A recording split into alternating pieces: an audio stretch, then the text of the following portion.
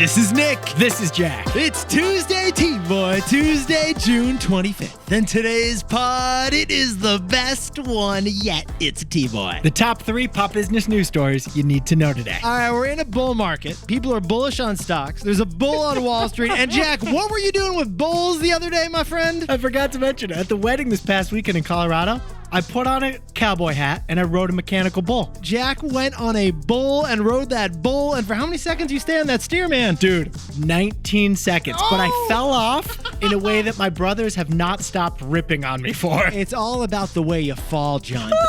No, it was elegant. It was elegant. You can see a whole video of this whole embarrassing ordeal at TBOY Pod. Check it out. Yeah, we whipped it up on Instagram. In the meantime, we got 3 fantastic stories for today's show. Jack, what's on today's TBOY? For our first story, the biggest craft beer in America was just overtaken by the biggest non-alcoholic beer in America. Athletic Brewing just drank up Ballast Point Brewery, and it's a metaphor for the entire beer industry. For our second story, the great car dealership hack has taken over America.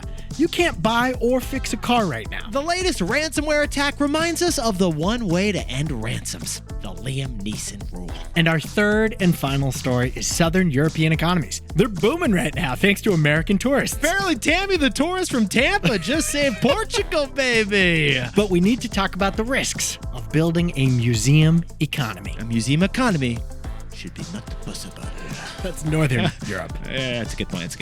We'll round up. But Yetis, before we hit that wonderful mix of stories. What? A mix of stories for a TBOY Tuesday. Love this mix, Jack. Love the mix. Nick and I have covered a lot of championships on this podcast. We covered the best stock of the year. The most streamed show of the year. We've even covered the #1 best speller at the Scripps National Spelling Bee of the year. But today, we've found the best one yet. Of the worst ones yet. We found the winner of the Ugliest Dog in the World competition. Get this, besties. Since 1976, they've been honoring the world's ugliest dog at a fair in Petaluma, California. 9 human judges determined which puppy has the most ugly. And it's all to benefit the pet adoption efforts. Who's a good boy? Ugly paws, but for a good cause. But this year's winner, let's sprinkle on some context. What is the name, Jack? Wild Thing. Wild Thing, an 8-year-old Pekingese born and raised in lovely Los Angeles, recently retired to Bend, Oregon. 5 times nominated Most Ugly Dog in the World. First-time champion. And she's taken home $5,000 of prize money. Nick, we see a picture of this thing. You know the Japanese principle of wabi-sabi? Oh, love that principle. Beauty and imperfection. I think this dog is just wabi, no sabi. You're missing the sabi. Here's the problem with this situation, though. Covering the world's ugliest dog is actually a challenge for a podcast. We're an audio show. There are limits to our narrative descriptive skills. And so that is why, instead of describing the physical details of this doggy, we'll let the details of his life reveal his physical looks for you. Get this. Wild Thing, the puppy, has never had a haircut in 9 years. He was born without any teeth. And so he can't control his tongue. And randomly, he likes to sleep on a bag of ice. Add it all up, and Wild Thing's physical appearance is, you could say, wild. But this adopted puppy is loved anyway. So, Jack, what's the takeaway for our buddies who are the world's ugliest dog? Being different is a competitive advantage. Pedigree doesn't define a pet. We'll share a link to this picture of this pup in our episode description. In the meantime, have a beautifully ugly day, and Jack and I will hit our ugly, beautiful stories. I'll take a wabi-sabi, hold the sabi. 15 years before this song, 2 boys from the Northeast met in the dorm. They had an idea that caused a cultural storm. It's the best one yet, but the best is the norm. Jack, Nick, that's it. I don't even think they need to practice. 50%, that's a fat tip. TBOY City on your list. If you know, you know, cause we ready to go. We can't wait no more, so just start the show. Start the show. For our first story, there is such a demand for non-alcoholic beer this summer that Athletic Brewing just doubled their non-alcoholic beer capacity. But the real surprise is who they're drinking to do it.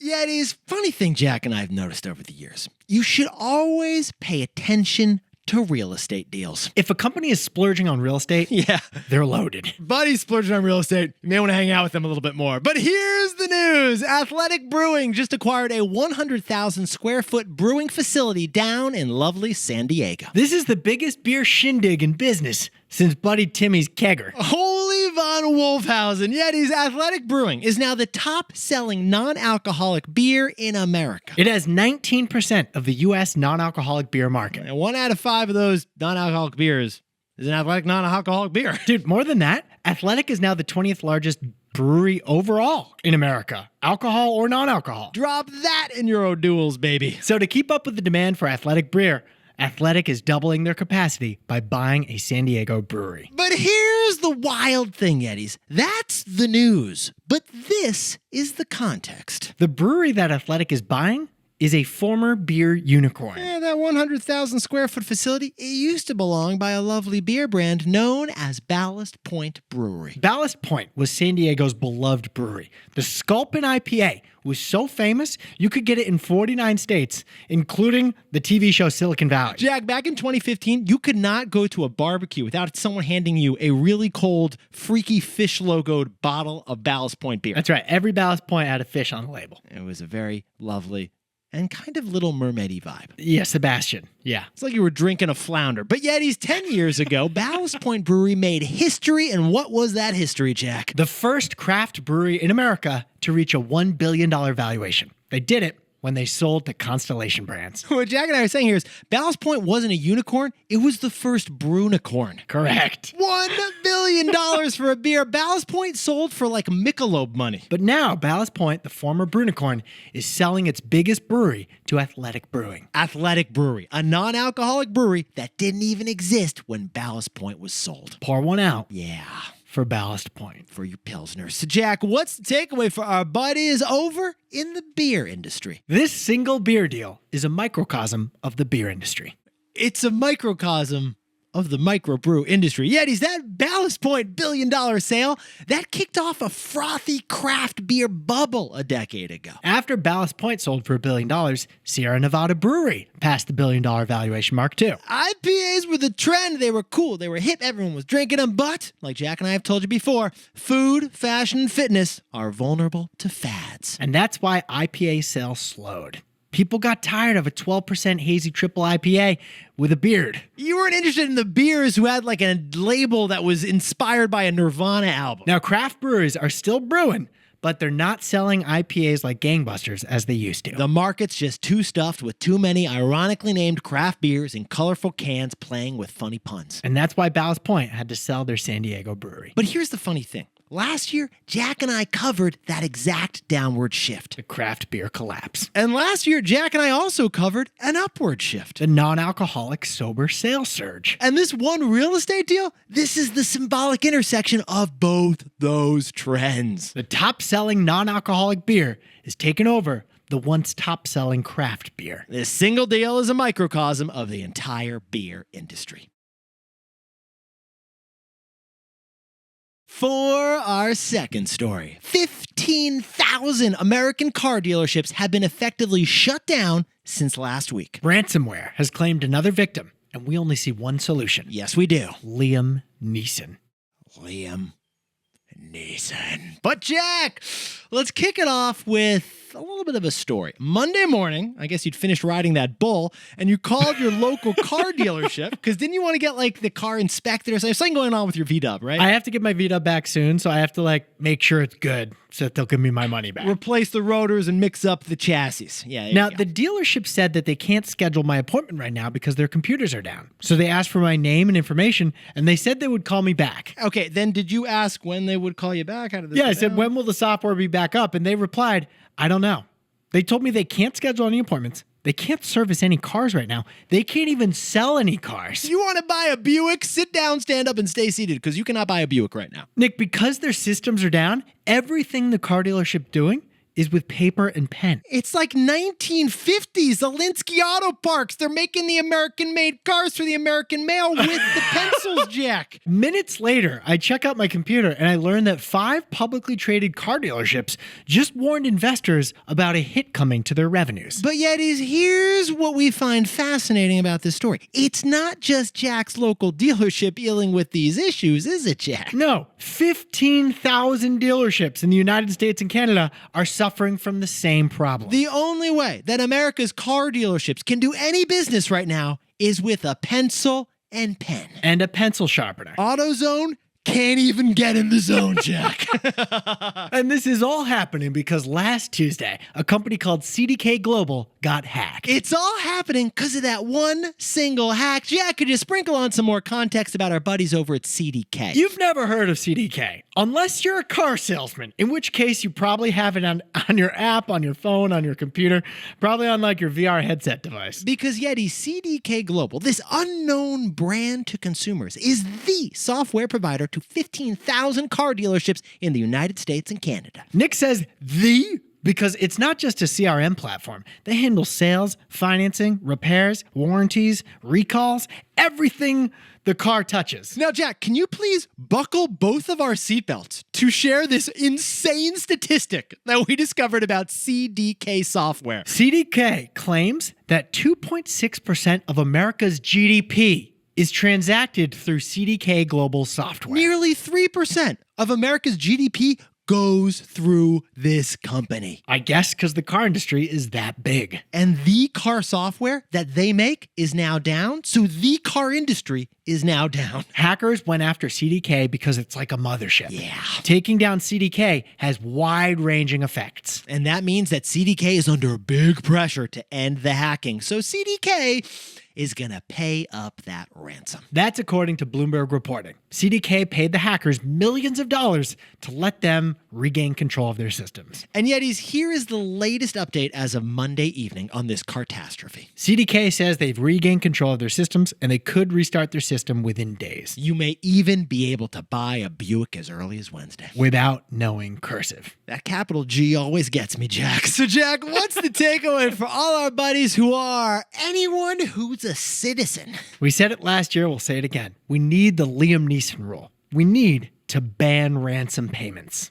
Yeah, these ransomware hackings, they are all the rage among tech-savvy criminal organizations these days. And it doesn't seem like we're capable of stopping them with cybersecurity. I mean, Jack, we've covered so many hackings. There was the Colonial Pipeline hacking, the JBS Meat Company hacking. Last September, we covered the Caesars Palace Casino hacking. Each of those hackings ended with a ransom payment to the hackers, which encourages more hackers to make more hackings. But if paying a ransom became a crime, then that would cut off the financial pipeline to criminals to do these ransom attacks. That's why the United States doesn't negotiate with terrorists. We don't want to incentivize future terrorism. And that's why Liam Neeson doesn't negotiate with kidnappers. That would incentivize more kidnapping. Now, the White House has considered a federal ban on ransom payments, but they've taken no action so far. But this latest dealership hacking, it is more evidence. We think we should ban cyber ransom payments. We think we need the Liam Neeson rule.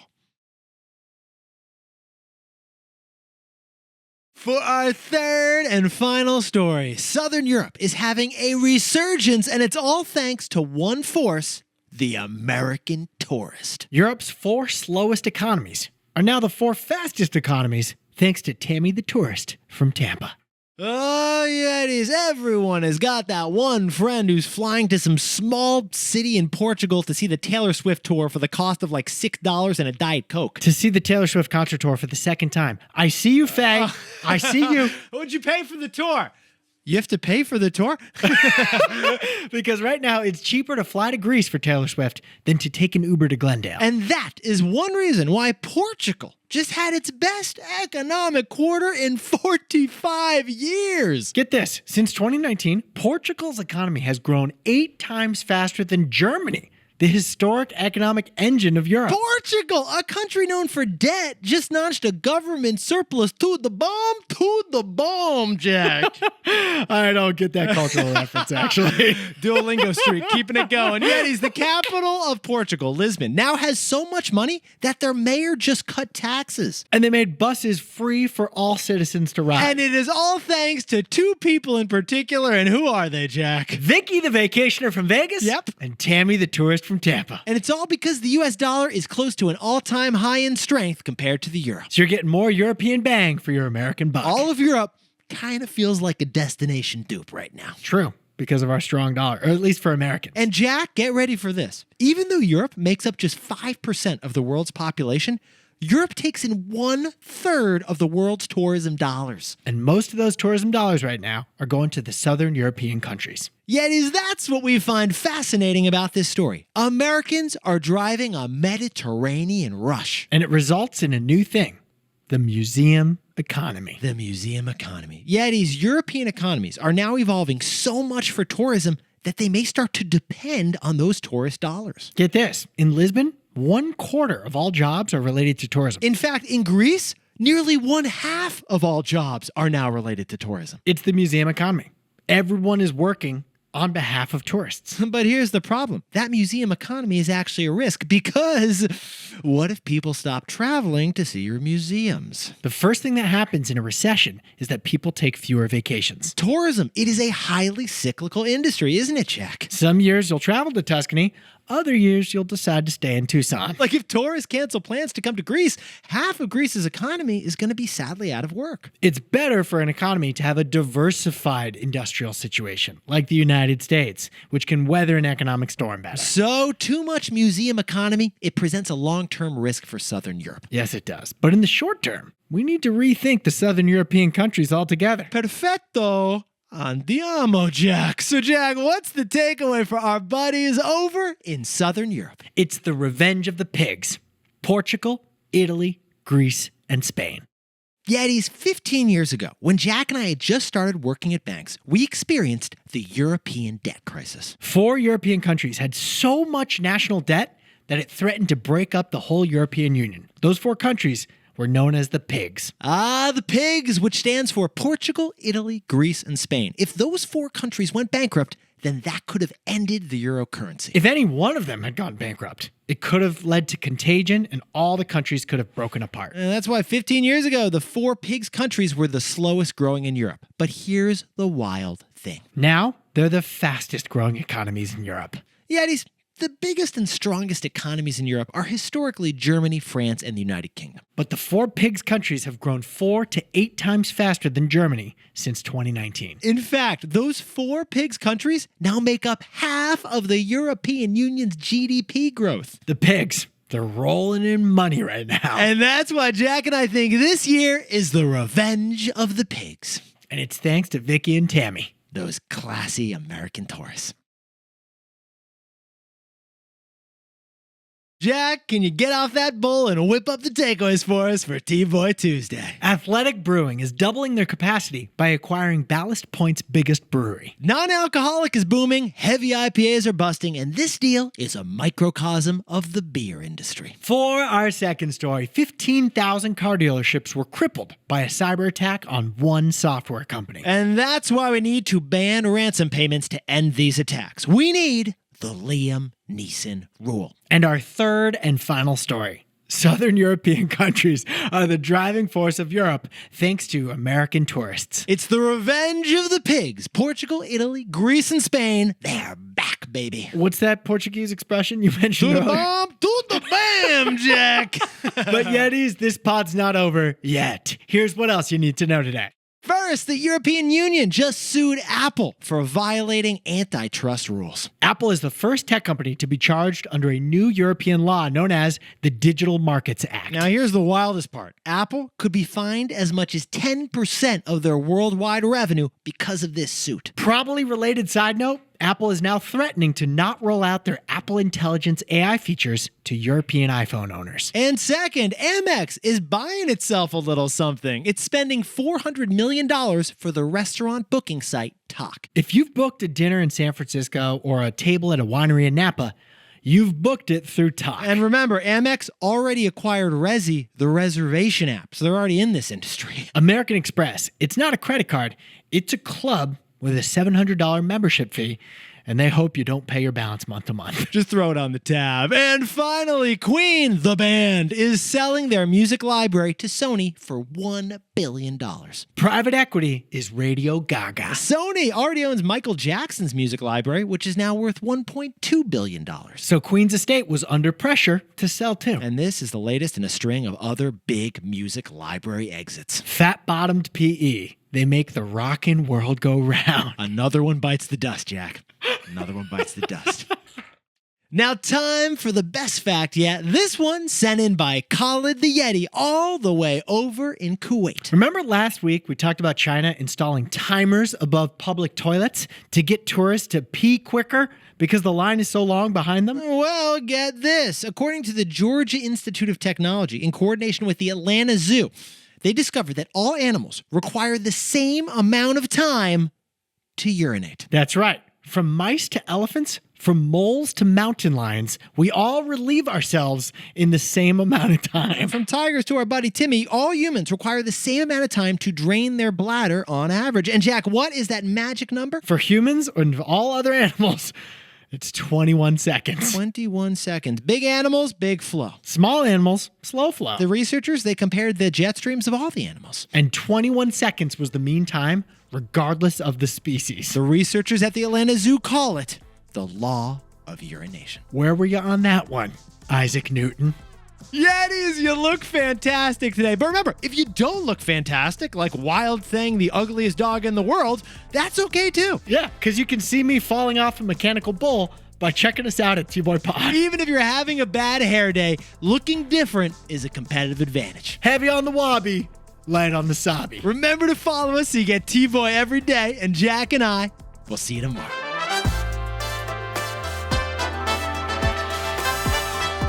And before we go, a congratulations to Yeti Brian Fulmer in Cleveland, who's got his 4-year anniversary of launching his company. Congratulations, Brian. That's a huge accomplishment. And happy 30th wedding anniversary to Heidi Sacker in Florham Park, New Jersey, who's going to Vegas with her hubby. Not too shabby. And Luke McCall down the street in San Francisco. Happy birthday. Hope you're celebrating with a wonderful day on the beach. And happy birthday to Kathy Becks in Ormond Beach, Florida. And Jana Wynn in Monterey, California is probably eating some chicken noodle soup, and that's how she celebrates a birthday. And happy birthday to Don Bavaro in Santa Paula, California, who was apparently our 304th subscriber on YouTube. That's a good number. Love that number. And Rika Mollett is turning 34 years old in Colorado Springs, drinking Dr. Pepper. If you know, you know, and she knows. And to anyone else celebrating something today, make it a T-Boy. Celebrate the wins. This is Jack. Nick and I both own stock of Apple.